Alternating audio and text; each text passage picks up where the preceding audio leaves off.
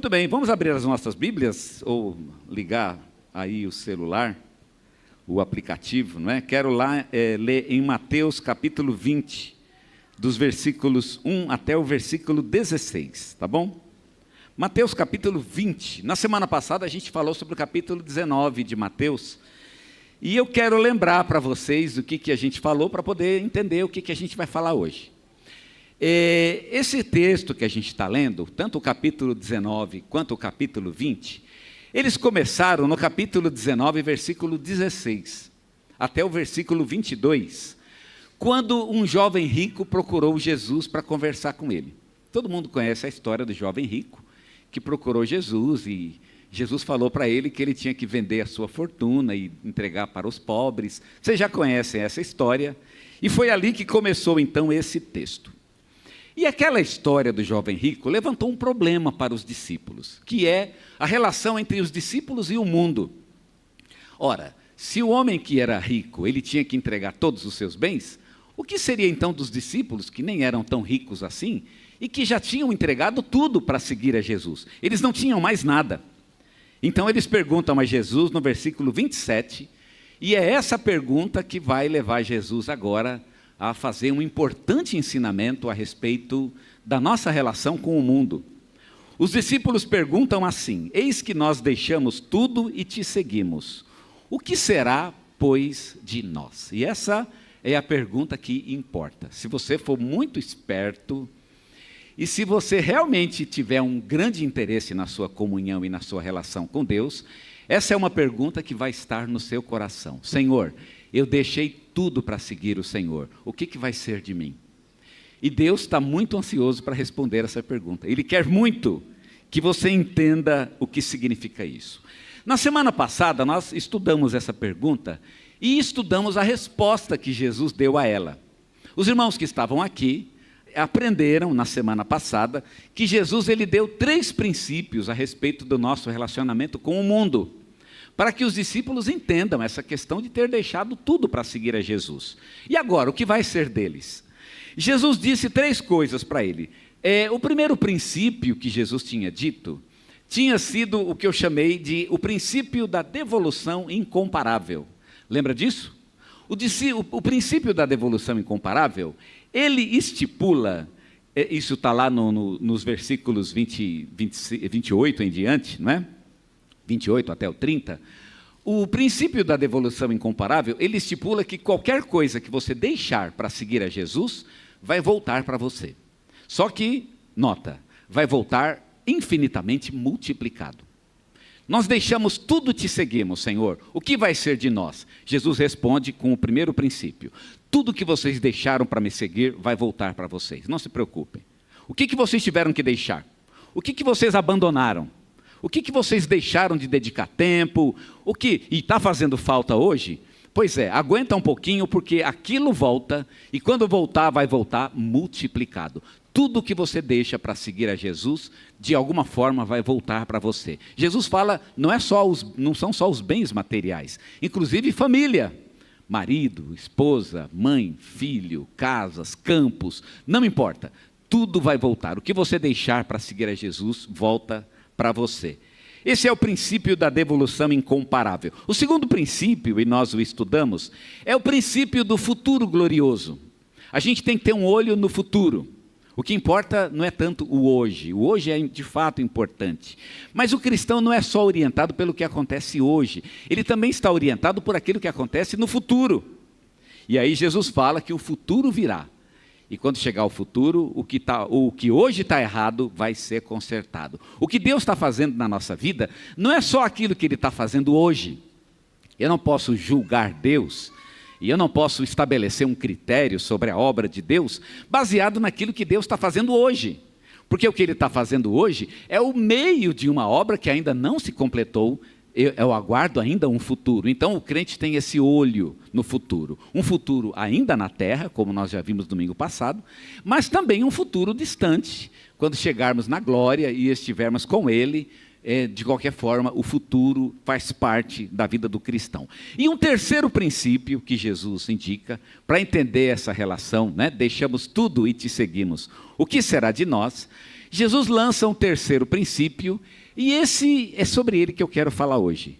O princípio de que os primeiros serão os últimos, e os últimos serão os primeiros. Jesus terminou o capítulo 19 dizendo exatamente isso. Os primeiros serão últimos e os últimos serão os primeiros. Só que Jesus achou que esse princípio era muito importante. E ele achou que esse princípio merecia um pouquinho mais de discussão.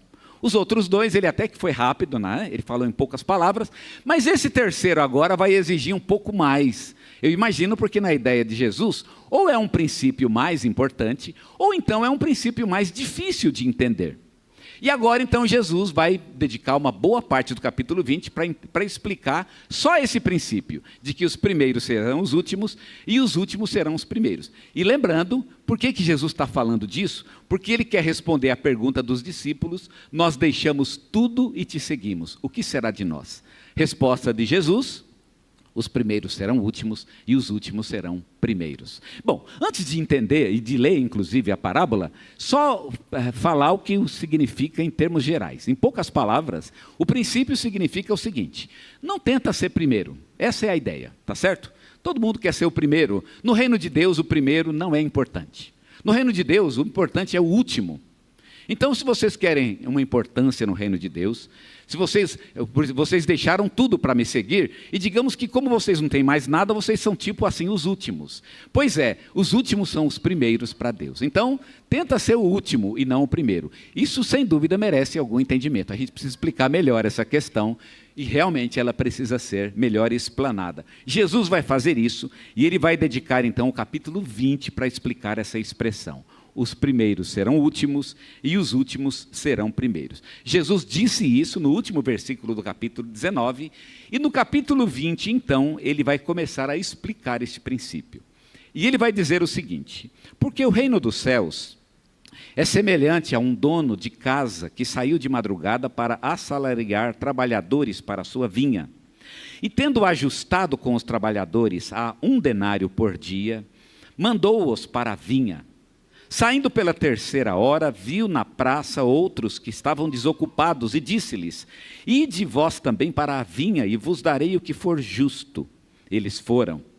Tendo saído outra vez perto da hora 6ª e da 9ª, procedeu da mesma forma.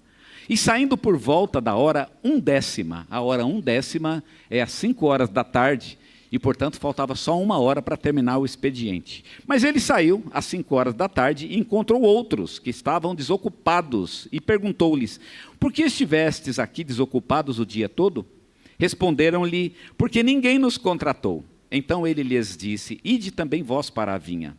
Ao cair da tarde, disse o senhor da vinha ao seu administrador: chama os trabalhadores e paga-lhes o salário, começando pelos últimos, indo até os primeiros.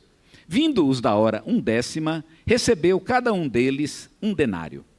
Ao chegarem os primeiros, pensaram que receberiam mais, porém também esses receberam 1 denário cada um. Mas tendo-o recebido, murmuraram contra o dono da casa, dizendo: estes últimos trabalharam apenas 1 hora. Contudo, os igualastes a nós que suportamos a fadiga e o calor do dia? Mas o proprietário, respondendo, disse a um deles: amigo, não te faço injustiça. Não combinaste comigo 1 denário? Toma o que é teu e vai-te, pois quero dar a este último tanto quanto a ti. Porventura não me é lícito fazer o que quero do que é meu? Ou são maus os teus olhos, porque eu sou bom? Assim, os últimos serão os primeiros, e os primeiros serão últimos, porque muitos são chamados, mas poucos escolhidos.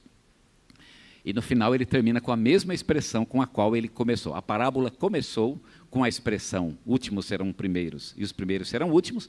Ele conta a parábola e termina então dizendo, repetindo essa expressão, para dizer que é exatamente sobre isso que ele estava falando. Afinal, o que é que Jesus está querendo dizer com essa parábola? De fato, é uma parábola bem difícil e muito complicada. Toda parábola de Jesus é muito difícil. E quando Jesus achava que uma coisa era muito importante, ele contava uma parábola. Ele podia fazer uma proposição, ele podia dizer uma frase e dizer abertamente aquilo que ele queria dizer, mas ele preferia contar uma parábola. Isso tinha, inclusive, uma estratégia para Jesus. Porque quando a questão é muito importante, a parábola ela vai exigir um pouco de raciocínio. Você tem que ter um pouco de boa vontade, tem que ter um pouco de coração aberto para entender uma história e tirar uma lição daquela história.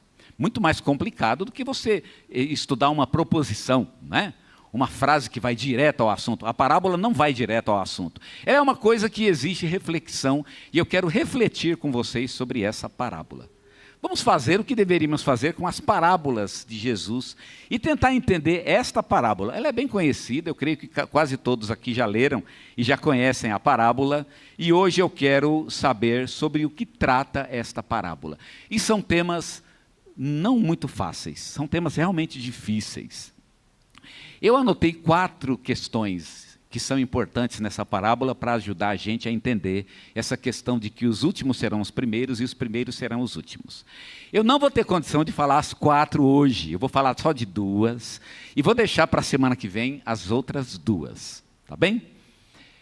Primeira lição e primeira coisa então sobre o que trata esta parábola. Primeiro, esta é uma parábola que trata do seguinte tema: de pessoas que trabalham muito e de pessoas que trabalham pouco. Quando Jesus conta essa parábola, ele está falando do nosso relacionamento com o mundo.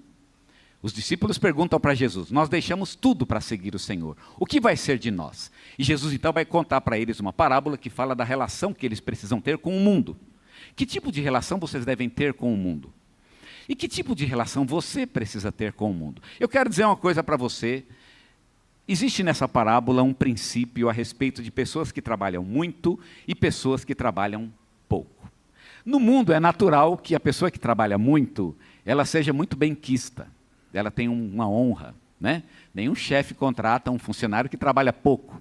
Se ele chegar lá no chefe, falar no recrutador e disser: olha, eu trabalho pouco, eu não sou de trabalhar muito, ele provavelmente não vai ficar com aquele emprego, a não ser que seja um emprego que trabalha pouco, o que eu acho muito difícil de existir, não é? Se existir, alguém me avisa. Um chefe que não queira que ele trabalhe pouco. Pois é, isso vale no mundo, não vale no reino de Deus. No reino de Deus, trabalhar muito ou trabalhar pouco, não é isso que determina a eficiência de uma pessoa. E não é isso que Deus está olhando. Aqui nós temos pessoas que trabalham muito e pessoas que trabalham pouco. São jornadas diferentes. Uns pegaram às 6 da manhã, outros pegaram o trabalho às 9 da manhã, outros começaram a trabalhar ao meio-dia, outros começaram às 15 da tarde, 3 da tarde, e por fim o último grupo começou às 5 da tarde. E o grupo das 5 trabalhou apenas 1 hora. Então você tem um grupo que trabalha pouco, ao contrário de um grupo que trabalhou muito. Então, aplicando este conceito, quem trabalha menos, e é isso que a parábola ensina, é tratado da mesma forma que aquele que trabalhou muito. O sujeito foi lá, esgoelou, trabalhou, suou, machucou, né? E aí ele chega diante de Deus: ah, Deus, eu devo ser lindo, maravilhoso, e Deus deve me amar muito, porque eu trabalhei muito, me esgotei muito, perdi a sanidade, perdi a saúde, trabalhei tanto que fiquei deprimido, trabalhei tanto que fiquei pobre. É o que os discípulos estão: nós deixamos tudo para te seguir. Não é isso? Em outras palavras, a gente está servindo tanto o Senhor que nós estamos ficando pobres de servir o Senhor. E Jesus agora vai dizer o seguinte: filhos, toma um certo cuidado, que a questão aqui não é trabalhar muito ou trabalhar pouco. No reino de Deus não é muito ou pouco trabalho. A ideia do princípio é que quem trabalha menos é tratado da mesma forma que quem trabalha mais. É o contrário da lógica do mundo. Numa empresa, se você quer se destacar, você tem que trabalhar muito, não é verdade? Você já entra na empresa pensando nisso: eu preciso superar os outros, eu tenho que ser o melhor. E como é que eu vou ser o melhor numa empresa? Não estou dizendo que isso está errado. Jesus não está discutindo, né, dizendo que essa ideia está errada. O que ele está dizendo é que no reino de Deus não funciona. É um jeito de pensar do mundo. E se eu vou fazer parte do reino de Deus, eu preciso virar uma chave dentro da minha cabeça. E essa chave, uma delas, nós temos 4 chaves para virar, mas uma delas é de que diante de Deus, esse negócio de trabalhar muito ou trabalhar pouco não tem muito sentido. Aquele que trabalhou pouco pode ter o mesmo salário do que aquele que trabalhou muito. Como eu disse para vocês, em uma empresa, a lógica, se você quer se destacar, é que você tem que ser o melhor oferecendo mais, dando mais do que os outros. Quem dá mais do que os outros, quem oferece mais do que os outros, mais tempo, mais esforço, aquele que dedica mais tempo útil para a sua empresa, esse se destaca e esse é considerado o melhor. Vai ganhar a promoção. Não é assim que funciona? Não está errado não, eu acho que você tem que fazer isso na empresa. Só que quando chegar no reino de Deus, lembra que não vai funcionar. No reino de Deus, o melhor não necessariamente foi aquele que trabalhou muito. Ele pode ter trabalhado apenas 1 hora, e ele pode ter tido um enorme sucesso, e pode ter tido um grande galardão. Fez aquilo que Deus colocou na mão dele. Simplesmente isso. E há uma lógica nisso, porque o poder que opera em nós, o poder que age no nosso coração para fazer a obra de Deus, ele não é o poder humano, não é a quantidade acumulada de esforço, não é o resultado de uma quantidade de esforço que você empenha naquela tarefa, mas é o poder de Deus que opera em você. Pessoas revestidas do poder de Deus, eles fazem em 1 hora aquilo que uma pessoa que está sem o poder de Deus não vai conseguir fazer com todo um dia de trabalho. Ou pior ainda, com todo um ano, ou com toda uma vida de trabalho. Às vezes uma palavra, ela produz algo que uma vida de trabalho não conseguiu fazer. Uma palavra.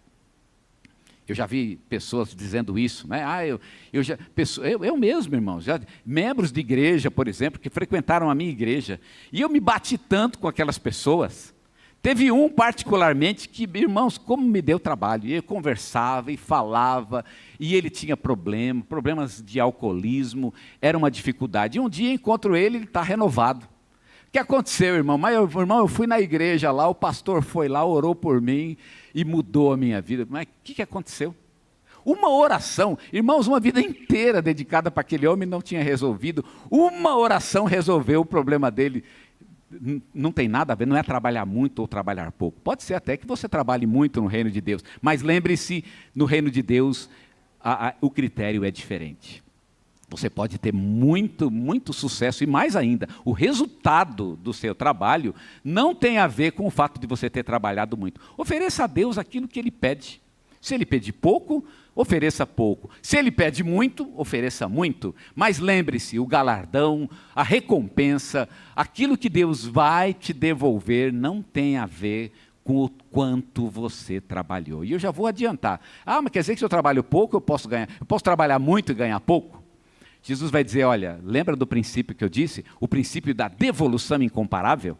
Não importa o que você coloca na mão de Deus, coloque na mão dele e espere o resultado. Deus é generoso, independente do quanto você ofereça simplesmente, dê a ele o que é dele. No reino de Deus, não funciona o raciocínio de trabalhar muito ou trabalhar pouco.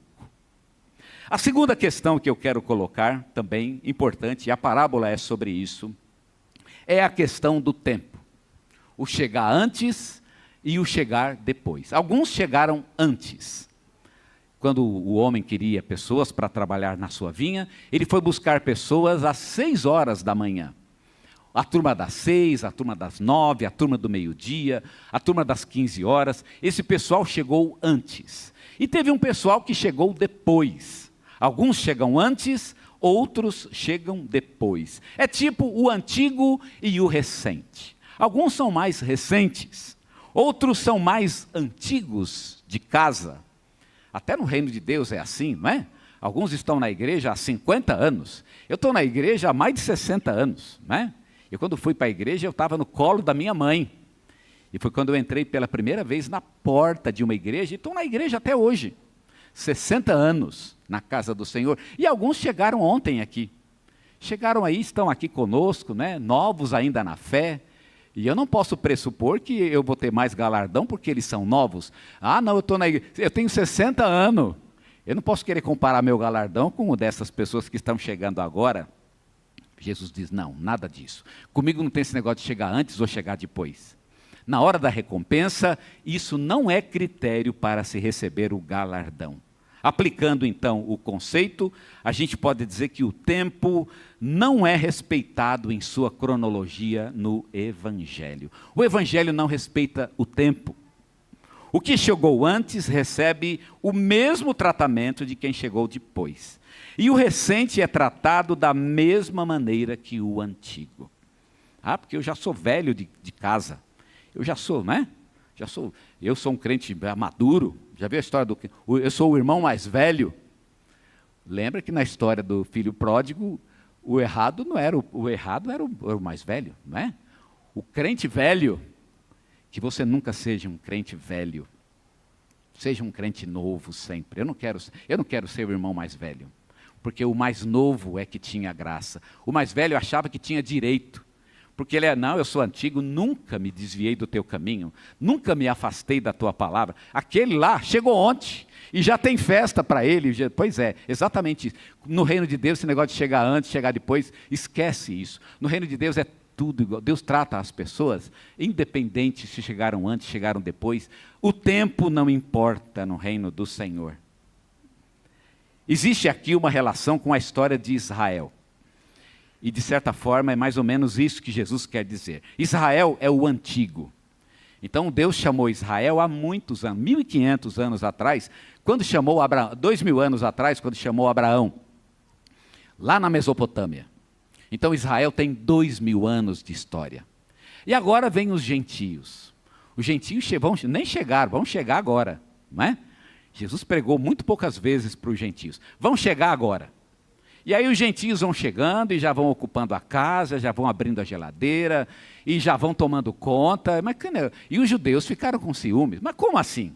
A gente está há 2.000 anos, a gente tem a revelação, a gente tem uma história com Deus, a gente tem o peso de uma história, a gente tem uma tradição. E essa tradição agora não vale nada, quer dizer que vem um grupo, chega aí e domina tudo. E é isso, e sim, exatamente. Porque para Deus não importa a questão do tempo. A cronologia no Evangelho, ela não tem valor. O que importa é a gente se colocar diante de Deus e simplesmente ser usado por Ele, colocar o que tem na mão do Senhor para que Ele utilize. Aqui é a questão do recente e do antigo. Israel, que é antigo, que tem 2.000 anos de história, vai receber o mesmo tratamento que os gentios, os não israelitas, que vão ser tratados agora do mesmo jeito, vão receber a mesma recompensa. Você tem grandes gentios, não é? Na Bíblia, inclusive. Peguem um Lucas é gentio, Marcos é gentio. Essas pessoas nunca, Lucas é gentio, né? Marcos era judeu. Lucas, ele é um gentio, ele chega, ele já escreve um livro, e agora já estamos estudando Lucas. Quer dizer, ele é tratado como se fosse um israelita. Mas Jesus está tentando dizer exatamente isso. Diante de Deus, esse negócio de antigo, recente, não existe. Você pode receber talvez uma recompensa menor do que pessoas que chegaram depois do que você. Quem sabe? Porque para Deus isso não tem importância. Confia no Senhor. A ideia de Jesus não é que Deus vai dar muito ou Ele vai dar pouco. Ou de que Deus não se importa com a sua experiência ou deixe de se importar. O que Jesus está tentando dizer é, confia na generosidade de Deus. Não tenta ganhar essa generosidade porque você é melhor. Lembra que os primeiros serão últimos e os últimos serão primeiros? Pois é, o antigo não é melhor. Às vezes o antigo gosta de se gabar, não é? Vai querer ensinar a mim? Eu estou na igreja há 60 anos, vai querer me ensinar? Sim, queira sim. Pode ser que eu tenha algo para aprender, sim. No reino de Deus somos todos servos, todos servos. Deus está nos convocando para o seu reino. E essa é uma parábola que nos ensina que no reino de Deus, essa história, se você quer ser primeiro, então lembre-se que duas coisas elas não vão influenciar em ser o primeiro. Primeiro, não influencia em ser o primeiro o fato de você trabalhar muito. Isso diante de Deus, eu trabalho mais, eu mereço mais. Isso não te torna primeiro. E em segundo lugar, a experiência acumulada não te torna primeiro no reino de Deus. Aliás, é o contrário. A experiência acumulada deveria nos transformar em servos. Quanto mais experiente, mais antigo de casa, mais eu preciso me ver como um servo. Eu tenho que lavar os pés das pessoas. Na verdade, lavar os pés até dos novatos, como Jesus fala, né?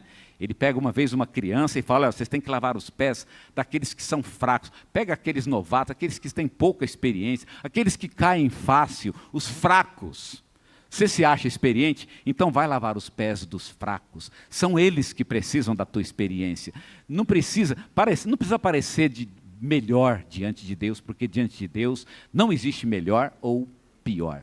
Todos são servos de Deus. É por isso que últimos serão primeiros e primeiros serão últimos. Por quê? Porque não é por trabalhar muito que você se torna primeiro. E não é por ter chegado antes que você se torna primeiro. Todos nós somos servos e todos nós somos dependentes da graça do Senhor. Ainda tem mais 2 princípios que eu preciso falar aos irmãos, mas eu quero deixá-los para a semana que vem, que é o princípio do que é justo e do que é injusto, porque você pode pensar, Deus está sendo injusto. Se uma pessoa tem mais experiência, ele deveria ser tratado com mais dignidade. Então, há uma questão de justiça e injustiça, e eu preciso consertar isso. E, por fim, a questão do que é combinado e do que não é combinado. O que você combinou com Deus? Pois é, existe um problema, né, sobre combinar. É melhor não combinar nada, como nós vamos aprender quando estudarmos esses 2 princípios. O que fica para a gente hoje, irmãos? Todos somos servos do Senhor. Diante de Deus, a luta não é para ser o primeiro. A luta é para ser o último. Eles perguntam a Jesus, Senhor, nós deixamos tudo para seguir o Senhor. E Jesus disse, pois é, não tenta ser o primeiro. Já que vocês perderam tudo e não têm nada, não tentem ser aqueles que têm tudo. Não pense que vocês estão na presença de Deus e confia que Deus vai dar a vocês aquilo que é de vocês. Confiem na generosidade de Deus. Deus é generoso. Não faça barganha com Ele. Confia que Ele tem o melhor para você e é muito mais do que você imagina e principalmente muito, muito mais do que você merece. Muito mais.